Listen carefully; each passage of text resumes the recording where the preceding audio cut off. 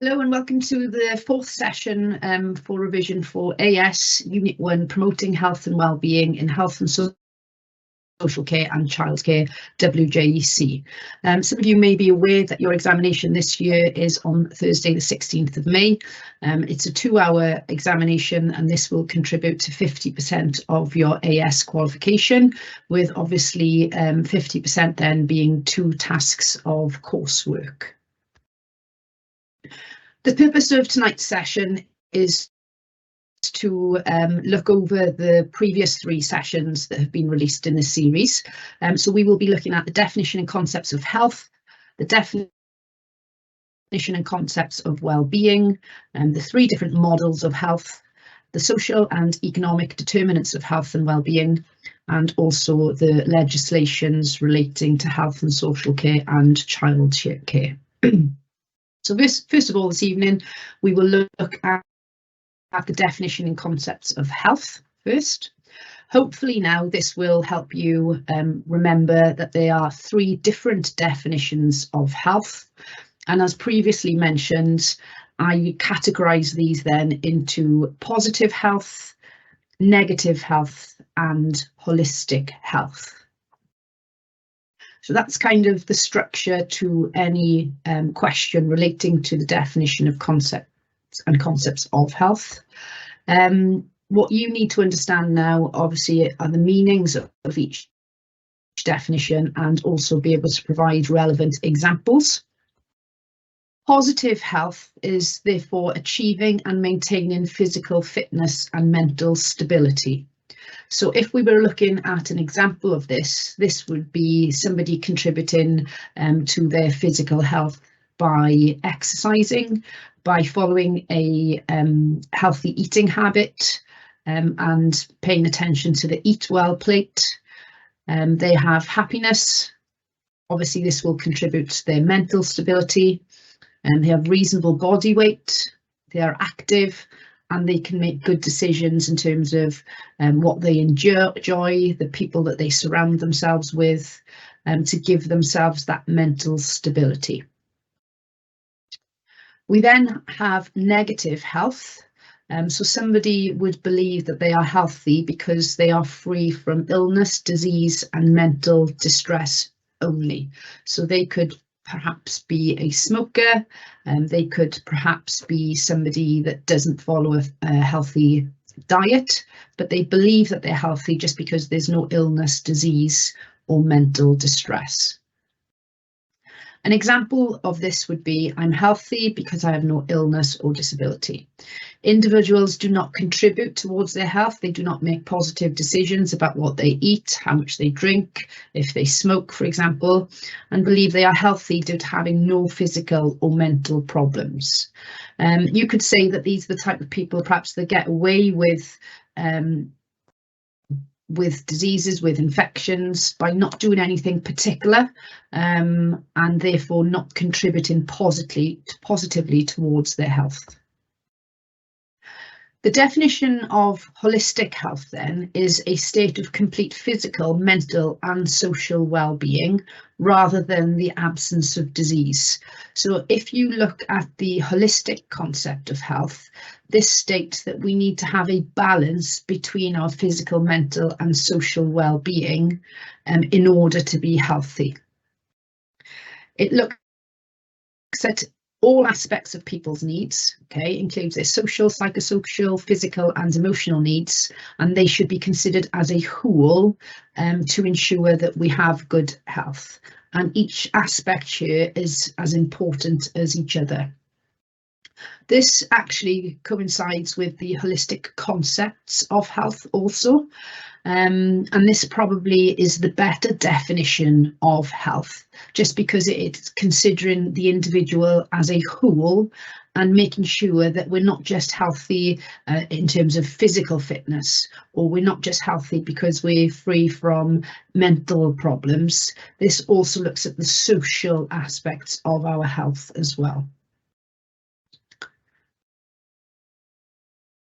Okay, now then we are going to look at the definitions and concept of well-being. Okay, now as we have just looked over the previous work of health, there are 3 definitions of health.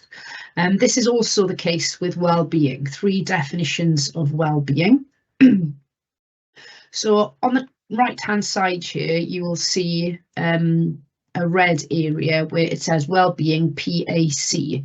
PAC being that there is person well-being, there is an adult well-being, and also a child well-being, and that forms the 3 definitions of well-being. So first of all, on this slide, we will look at the person definition of well-being. So a person could be an adult, a person could also be a child, and then as you can see below person, there are letters S, double S, double E, double P, F, C, with the hope of these being areas that will help you revise in terms of remembering individual factors for person well-being. So if we look at the first aspect of the code, the social and economic well-being, this could be if I was a child, that I had opportunity to play, that I have opportunity to meet friends. And then if we look perhaps more of an adult aspect, this could be that I interact, that I have work, that I receive pay, and therefore and economically I'm happy. The next S then, in terms of person well-being, is am I living in suitable living accommodation for my needs? So this could be, for example, residential accommodation if I perhaps have dementia, Alzheimer's or memory loss. Maybe this would be a shelter if I am receiving domestic abuse. Warmth in my accommodation, it's safe. It suits my needs, there's enough living space and bedrooms, and also you could say that the accommodation is free from mould and damp. So obviously these aspects contribute towards a person's well-being. Then we have ensuring rights and entitlements. So is my voice being heard? Do I feel empowered? Are people listening to what I am saying? And therefore, am I being protected and my rights are being adhered to?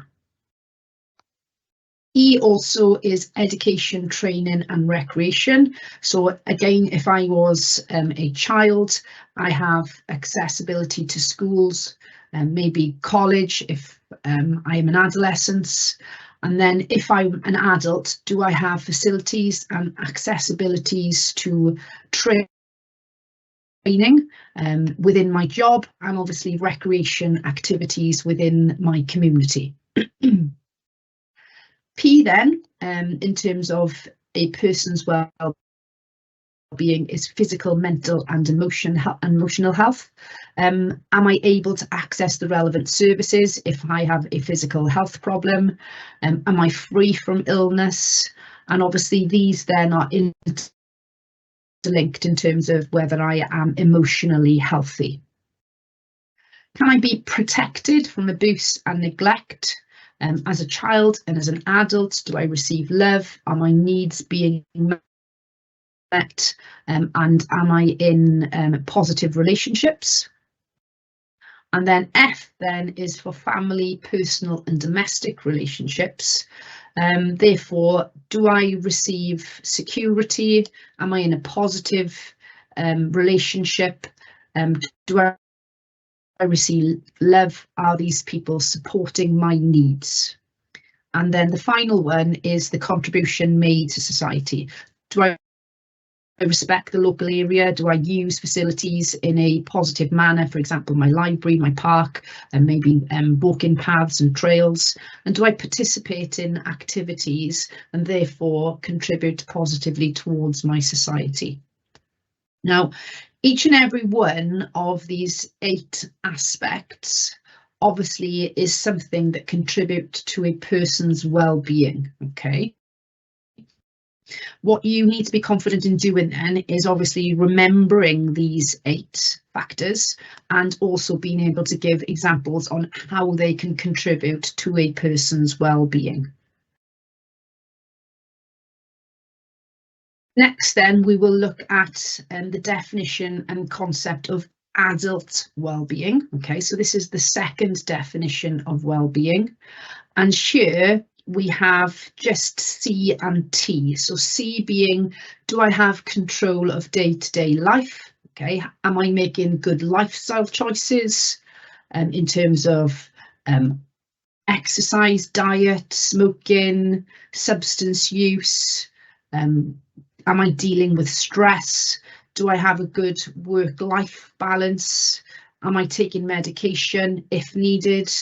Am I part of a healthy relationship? And do I have resilience when faced with challenges? And the T then for adult is taking part in work. So I have a purpose, a value and responsibility. Obviously, I contribute positively to the economy. I'm not suffering from poverty. My brain is engaged and active. And I have a sense of accomplishment each day. Okay, so these are specifically then points for adult well-being. The last definition of well-being is child or children's well-being. Now, this is very easy to remember. We need to look at the physical, intellectual, emotional, and social and behavioural development of a child. And there has previously been a question related to child well-being. And here, obviously, you would need to give examples on how we could ensure physical well-being. So, for example, they are perhaps receiving milk as a baby. They then are weaned during childhood or later on in infantry. We can also say that they are growing as expected on the percentile chart, and that they are developing gross and fine motor skills. That they are able to obviously take the weight of their head, they're walking, they're crawling, they're riding bicycles, they're swimming. So you need to be able to give relevant examples for each aspect then of a children's well-being and how this obviously will be satisfactory or positive if each and every aspect is considered. Okay, next tonight then we will look at the models of health. It seems to be that everything is coming in threes. Okay, this is the same for the models of health. We have three models being biomedical, biopsychosocial and social, hence the code BBS at the top of your screen. So obviously with the biomedical model, this is probably the more traditional model where the emphasis is on the biological and physical aspects that affect our health. These could be perhaps because we have a disease, because we have an injury, we need to make a diagnosis and then obviously intervene then in terms of perhaps providing a prescription. Maybe it would be receiving some form of care plan treatment like physiotherapy, maybe an operation to actually get to the bottom of why an individual has these biological, physical problems. The main responsibility of making a diagnosis and ensuring physical health lies with the doctors and health professionals, and they're the ones then that, like I said, make the diagnosis, cure and treat the disease or problem. Okay, now this is what we've been used to in the past.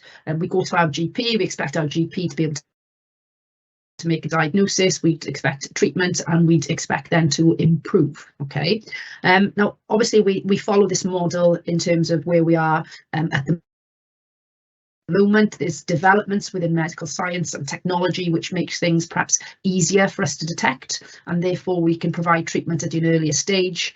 Examples of this are our screening programs in terms of the aorta screening, cervical screening, the breast screening, and the bowel screening.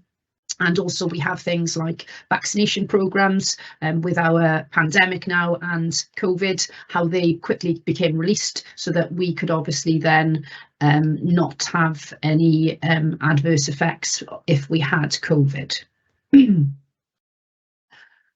The second model then is the biopsychosocial model. Now this model obviously has three aspects within it. So we look at the biological side of things, we look at the psychological side of things, and also the social side of things, in order to perhaps help an individual that may have a disorder. So it's quite a little bit more complex than biomedical, because we have those three factors that we need to incorporate into the root of the problem, whereas the biomedical will just research what is biologically or physically wrong with somebody by providing scans, x-rays, research, blood tests, etc. So in terms of the three aspects of the biopsychosocial, we've got the bio in terms of the genetic makeup of an individual. Maybe there's history of physical trauma or infection, which can help us perhaps make a diagnosis and help somebody. And we've also got the psycho then, so this includes our emotions and behaviours, and maybe our emotions and behaviours can contribute to a problem. And then also our social side, in terms of, do I have work, my housing conditions, my family circumstances, whether I'm suffering from poverty, etc. Now with the biopsychosocial, there's a lot more responsibility on the individuals actually suffering to perhaps make better choices, and this will contribute to an improvement in our health and well-being, rather than the biomedical being solely in the responsibility of the health professionals. The third model then that we'll look at is the social. So these includes factors like the environment, our economy, society in terms of our social class, cultural beliefs, and obviously some of us will face more obstacles in life than others because of perhaps where they live, because they're perhaps an ethnic minority or a cultural minority within their area. Here there's a strong emphasis on the need to intervene early, and the responsibility should really fall on the shoulders of society to make better choices in terms of perhaps, can I seek work, and then if I obviously am able to seek work, can I make better choices in terms of how I am spending my money, so I'm not suffering as much from poverty, if that's possible. Okay, next then, obviously a recap on the 8 social and economic determinants of health and well-being. So on the left-hand side, you will see the 8 factors that will contribute towards social and economical determinants of health. So P is our personal characteristics, so things that we really can't change in terms of our gender, ethnic groups, age, and whether we have anything passed on through us in terms of hereditary. We also have personal and family resilience, which are how many perhaps adverse experiences as an individual suffered and how they cope with the adversity of these experiences. We have L then for lifestyle choices. Again, these are things that I should be able to take responsibility for and improve myself. We have the L being living and working conditions. So are care services accessible to me, and my housing conditions, and whether I have education, and also my job conditions. So for example, I could work in a very safe job and work relatively social hours, where somebody else's working conditions can be quite challenging, and also they have shift patterns, so maybe that will determine how healthy they are in the future. The S then is socio-economic, cultural and environmental conditions. So is there enough availability of work in our area? Maybe because there isn't, do I then suffer from poverty? Am I living in a rural area which prevents me from accessing a job? Do I struggle with the language in terms of maybe I am a fluent Welsh speaker and there are not many jobs, for example, in the Welsh language, or maybe English is not my first language and therefore that is a barrier for me to access a job. And also, if we can live comfortably and have a good disposable income, that's obviously going to give us better health and well-being in the future. And then the final three then are SAD for SAD, so social and community networks. Do I have good family circles? Can I go and speak to people when I have problems? Are there activities and groups in my wider society that would benefit myself if I obviously needed to spend my time speaking to people about my problems? Also attitudes, values and beliefs towards health and well-being. So do I have positive attitudes towards my own health? Do I have positive attitudes towards using services? Or are these negative beliefs towards health and well-being in terms of I don't need to perhaps contribute towards my health, I'm just going to be healthy by doing nothing, okay? And then there's discrimination then, so you can be discriminated by perception, by association, an indirect, or sorry, that should say a direct discrimination. Now, it's pretty hard remembering all 8 social and economic determinants. I've seen examples in past papers where they have left the question open-ended and you've been able to choose one of the 8 to talk about. I've also seen questions where they specifically asked for one area. So that's why it's very, very important for you to go away and understand the 8 and also be able to give relevant examples. And later on in this session tonight, I will be giving you an exam question based on this. Okay, quickly then we will look at the holistic concepts of health and well-being. So we have heard the term holistic previously tonight, and this was the definition of holistic health. Okay, we do also have the holistic concept of health.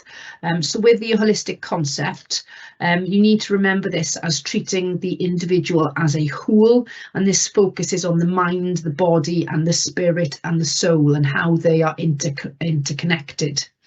The holistic concept believes that a person achieves optimal health by having the right balance in life because we are given attention to every aspect of our life. Also, the holistic concept states that all parts of the body are interdependent, and if one is not working properly, then this has an impact on the others working efficiently. So the 5 interdependent areas are our physical health, our intellectual or mental health, our emotional health, social health, spiritual and moral health. Okay, so every element of this person is considered when looking at the holistic concept. Now, personally, I think this is a very good concept of health. Because sometimes maybe we are emotionally perhaps quite low or quite sad, and therefore we couldn't categorize ourselves as being healthy overall. Okay, we couldn't perhaps follow the holistic concept because of the weakness that I have in my feelings, in my sadness, in my perhaps frustration. Therefore, we need to look at perhaps, well, how can I improve my emotional health? What is wrong with me? Why am I feeling sad? What's going to make me feel a little bit better? And this could be maybe go for a walk, maybe go to the gym. This could be take the dog somewhere. This could be perhaps go and take a stroll down by the seaside. This could be going to surf. It could be just going on a bike for 10 minutes. And then the thought process is that because I'm doing something that's obviously physical, then that will improve my emotional health. Okay, so we need to be juggling these constantly and make sure that we give relevant and adequate attention to each areas so that we are following a holistic concept of health. And if there's a problem with one, this normally then impacts on another. Okay. Okay, very, very briefly tonight, just because of time, I'm going to touch on the 5 different legislations that are part of the syllabus. Okay, obviously these have been part of the 3 sessions previous to tonight, so I would advise you to look over this work if this is a little bit quick for you. So obviously the first area of legislation is the Social Services and Wellbeing Act from 2014. Okay, so here you have the specification in terms of what WJC have released to us as teachers and also to yourselves as students. Now here I've summarised this very quickly into the 5 principles of the Act. Okay, so V being individuals should have more voice and control in terms of the decisions and what is happening to individuals. P, prevention and early intervention. So, for example, if we know that somebody is suffering from poverty or somebody is likely to be living in poor housing conditions, well, what can we do to prevent this from deteriorating, and what early interventions can be put in place? It also looks at well-being, okay, being W. C being co-production. So can we build new relationships as a care provider, but also as a service user? And then M being multi-agency. So can we ensure that health and social care and childcare services work together effectively to provide better care in the future? Okay, there's obviously a lot of documents out there based on this Social Service Act. I would advise you to go away and obviously have a further look at this. The next one then is the future generations. Okay, so the well-being of future generations. Obviously here there are 7 aims. Okay, so in terms of the aims, we're looking at, can we live in a Wales that is more prosperous, and can we live in a Wales that's healthier, that we have a culture and language that's flourishing, that our communities are cohesive, that we have resilience, and that we're responsible for decisions that we make on a global level, and also equal. Now, there's 5 ways that we can act upon this, and this is in terms of can we foresee how our decisions now are going to affect us in the long term? Can we integrate and make better use of the services that we have available to us? Can we make sure that we get the correct individuals involved? Is there any way then that we can prevent by intervening early? And then the collaboration of many services coming together so that we have generations that obviously are in a better well-being than perhaps people from the past. Okay, prudent healthcare then. Obviously we have the specification in white. Okay, now there are 3 areas or 3 actions for the prudent healthcare that's very important. They're on the right hand side there. So action 1 is can we ensure that we are testing appropriately, that our treatments are appropriate, and also that we only provide medication that's correct, and also obviously the quantity of medication. Now this is obviously a target because there are individuals who are perhaps being tested and we're spending a lot of money on treatment that perhaps could be better spent or perhaps more carefully scrutinised. The second action then is, can we ensure that individuals receive perhaps outpatient appointments on a primary care level? So this will make things more accessible to individuals who have outpatient appointments and then attend the appointments rather than them being placed further away from where they are located. Okay.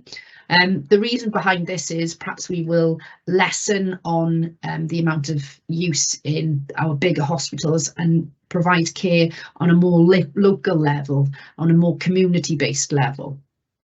And then the third action then is, can we work together to improve healthcare? So if we're looking at preventing illnesses, preventing diseases, perhaps preventing delayed speech and children who have perhaps not had the appropriate upbringing, can we provide things like the 1,000 first 1,000 days to ensure that the lives of those individuals are a focus from birth? And also, can we ensure that there is less likelihood of obviously individuals not being listened to because of their voice not being heard?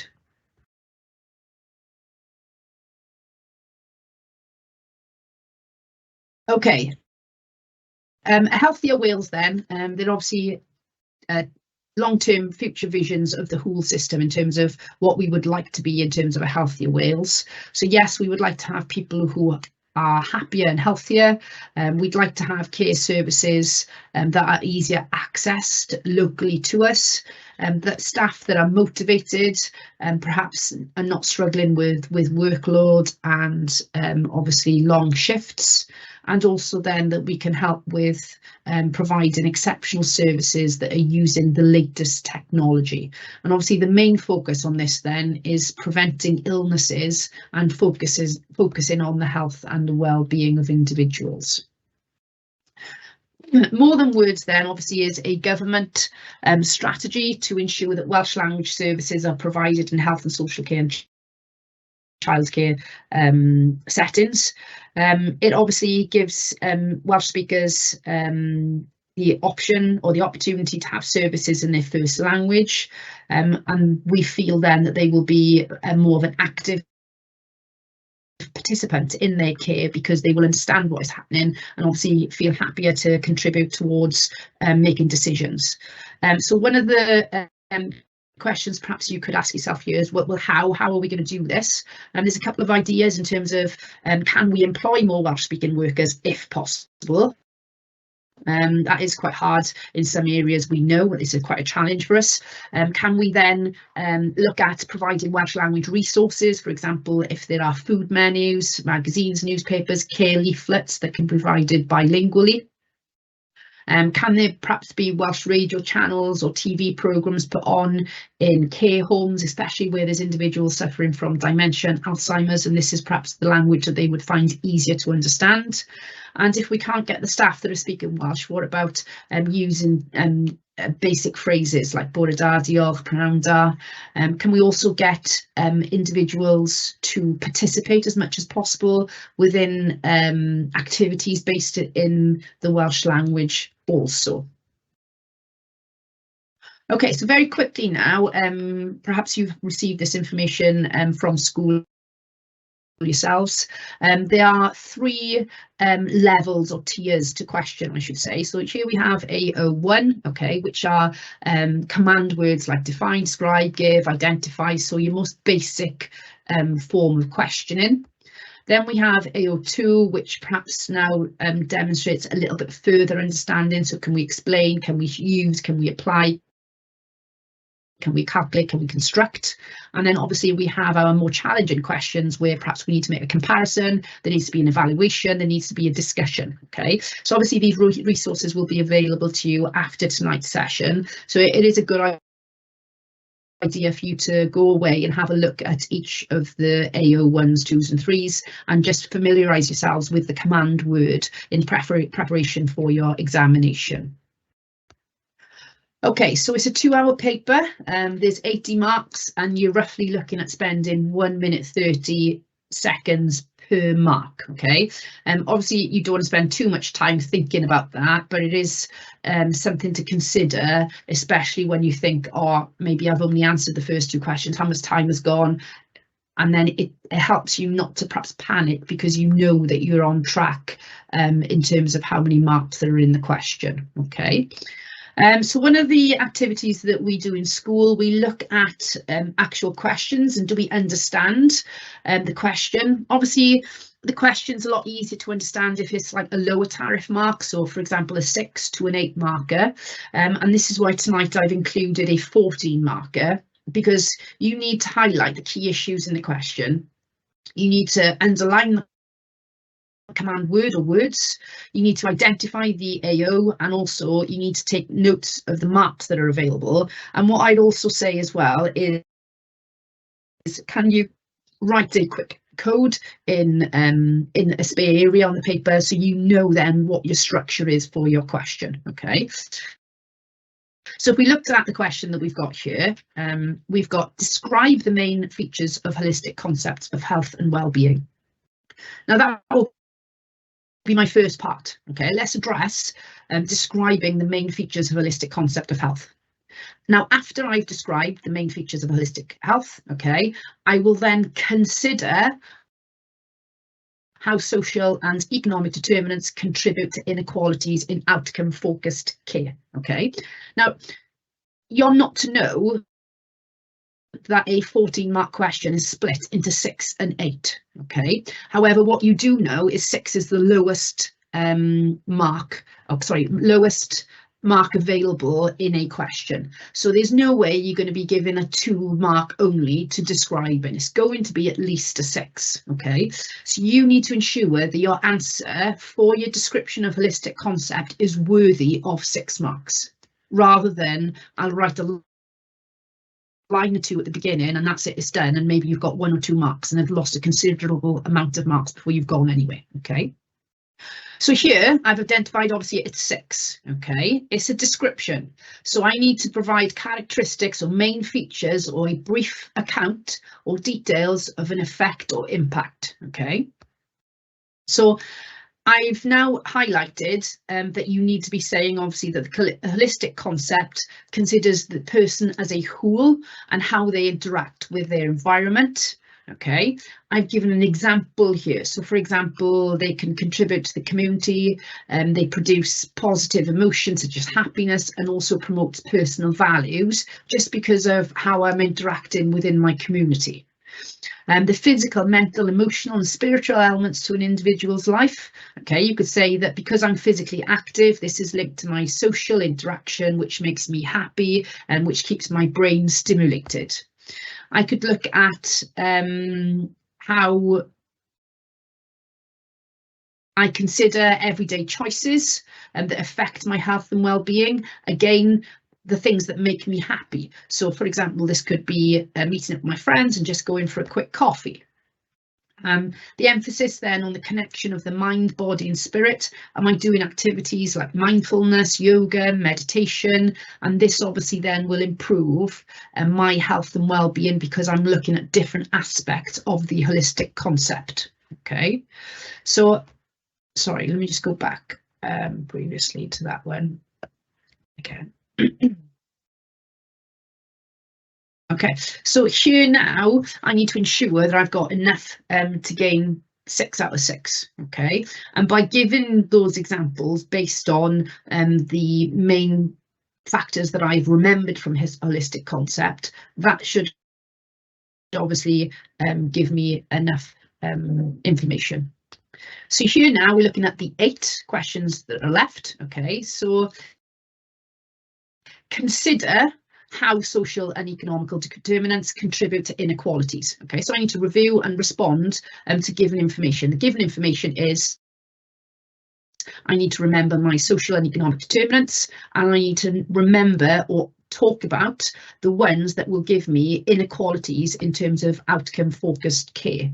So again, now here you can see the benefits of being able to remember the code that I've given you. Okay. And what I need to do from obviously the code is remember what each one stands for and then make sure that I'm given the correct examples in relation to inequalities in outcome focused care. Okay.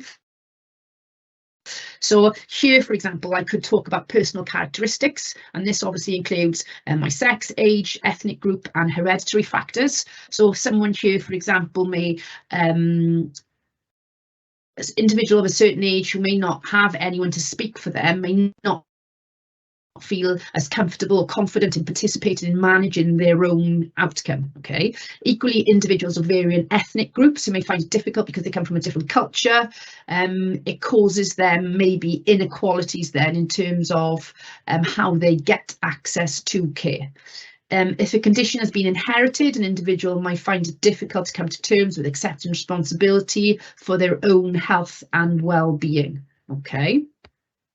The next thing then, if we looked at personal and family resilience, so if, for example, I have faced a lot of adversity and maybe suffered from a lot of ACEs, adverse childhood experiences, this obviously will impact my approach to life in individuals. Okay, I may have experienced several traumatic things in my life. This might make me more resilient. I might have a lot of support from my family, while others obviously might not have as much resilience because they haven't got the support from their family. Okay. We could look at lifestyle factors, including behaviours such as diet, smoking, alcohol use, and obviously the management of their care may be affected because of the lifestyle choices that I make. Okay, so for example, now, if I am somebody that's suffering from obesity, okay, then maybe I am somebody that cannot make positive lifestyle choices, and therefore this could be an issue for me. My living and working conditions then includes obviously the access I have to jobs, housing, education, and the factors that are relating to this that can cause barriers for somebody also can affect their holistic concept. So for example, it's very hard for me to achieve the holistic concept of health because I don't have a job, because I don't live in a house which is adequate to my needs. And then if we looked at the social, economical, cultural, environmental conditions,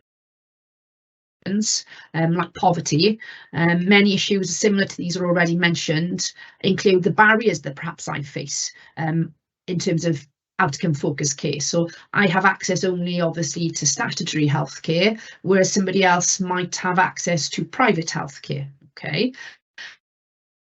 The language, again, is a barrier in terms of how I'm able to access services, because maybe English is not my first language.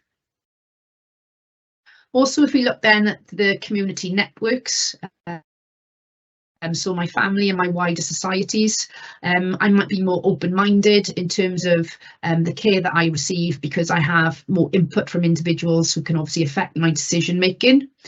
And then the values, belief and attitude towards health being positive or negative, this obviously will hinder perhaps my decisions in terms of using services, and then the outcomes then obviously are not going to be as positive because my attitudes towards health and well-being is of a negative one.